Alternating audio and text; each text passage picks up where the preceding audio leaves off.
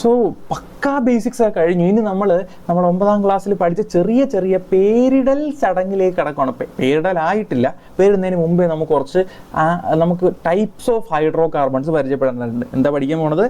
Types of hydro carbons.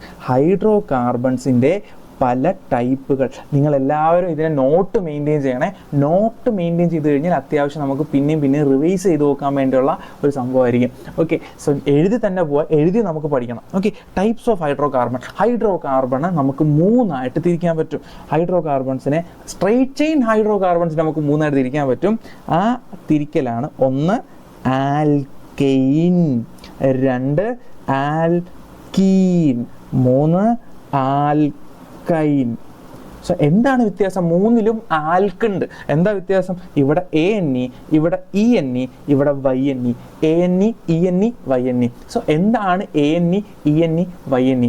ANE വന്നു കഴിഞ്ഞാൽ alkane എന്ന് പറയുവാണെന്നുണ്ടെങ്കിൽ അതിനർത്ഥം ആ കാർബണുകൾക്കിടയിലുള്ള ബോണ്ട് എല്ലാം സിംഗിൾ ബോണ്ടാണെന്നാണ് അർത്ഥം. അതായത് ആൽക്കെയിൻ എന്ന് പറഞ്ഞു കഴിഞ്ഞാൽ ആ കോമ്പൗണ്ടിന്, ഇപ്പോൾ ഹൈഡ്രോ കാർബൺ എന്ന് പറയുമ്പോൾ പല കാർബണുകൾ ഇങ്ങനെ ചേർന്നിരിക്കുന്ന കോമ്പൗണ്ട് ആണല്ലോ. അപ്പോൾ ആ കോമ്പൗണ്ട് ഇടയിലുള്ള ബോണ്ടുകളെല്ലാം എന്താണെന്ന് അർത്ഥം?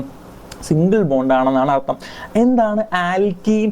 ആ കാർബണിടയിൽ ബോണ്ട് ഉണ്ടല്ലോ, ആ ബോണ്ടുകളിൽ ഏതോ ഒരു 1, 2, 3 ബോണ്ടുകളൊക്കെ എന്താണ്?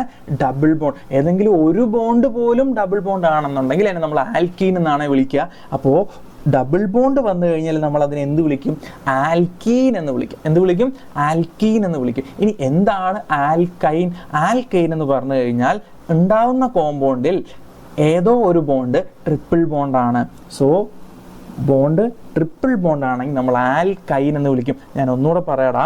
ആൽക്കെയിൻ എന്ന് പറഞ്ഞാൽ എന്താണ്? ആൽക്കെയിൻ. ആൽക്കെയിൻ എന്ന് പറഞ്ഞു കഴിഞ്ഞാൽ സിംഗിൾ ബോണ്ടാണ്. ആൽക്കീൻ എന്ന് പറഞ്ഞു കഴിഞ്ഞാൽ ഡബിൾ ബോണ്ടാണ്. ആൽക്കൈൻ എന്ന് പറഞ്ഞു കഴിഞ്ഞാൽ ട്രിപ്പിൾ ബോണ്ടാണ്. So ANE single bond, ENE double bond, YNE triple. മറക്കരുത്, ANE എന്ന് കണ്ടാൽ മനസ്സിലാക്കുക അവിടെ സിംഗിൾ ബോണ്ട്, ഒരൊറ്റ ബോണ്ട് മാത്രമേ ഉള്ളൂ. ENE നിങ്ങൾ കണ്ടാൽ മനസ്സിലാക്കുക അവിടെ എന്തുണ്ട്? ഡബിൾ ബോണ്ട് ഉണ്ട്.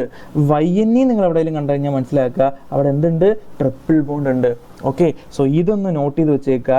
ഇതൊരു ഇമ്പോർട്ടൻറ്റ് പോയിന്റ് ആണ്. ഇതൊരു KFC ആണ്. ഇതൊരു KFC ആണ്. എന്താടാ KFC എന്ന് പറഞ്ഞാൽ? ഇമ്പോർട്ടൻറ്റ് പോയിന്റുകളെ ഞാൻ പറയുന്ന പേരാണ് KFC. ഓക്കെ, അല്ലെങ്കിൽ VIP എന്നോ നമ്മൾ എന്ത് വേണമെങ്കിലും പറയാം. ഓക്കെ, സോ ഇത് KFC ആണ്, ഇത് ഇമ്പോർട്ടൻ്റ് ആണ്, ഇത് പഠിച്ചു വെച്ചേക്കണം, ഇത് നോട്ട് ചെയ്ത് വെച്ചേക്കണം. ഇത് നോട്ട് ചെയ്ത് കഴിഞ്ഞാൽ ബാക്കിയുള്ള കാര്യങ്ങളെല്ലാം സിമ്പിൾ ആയിരിക്കും. അപ്പോൾ KFC എന്ന് പറഞ്ഞ കാര്യങ്ങളൊക്കെ പ്രത്യേകം എന്ത് ചെയ്യുക?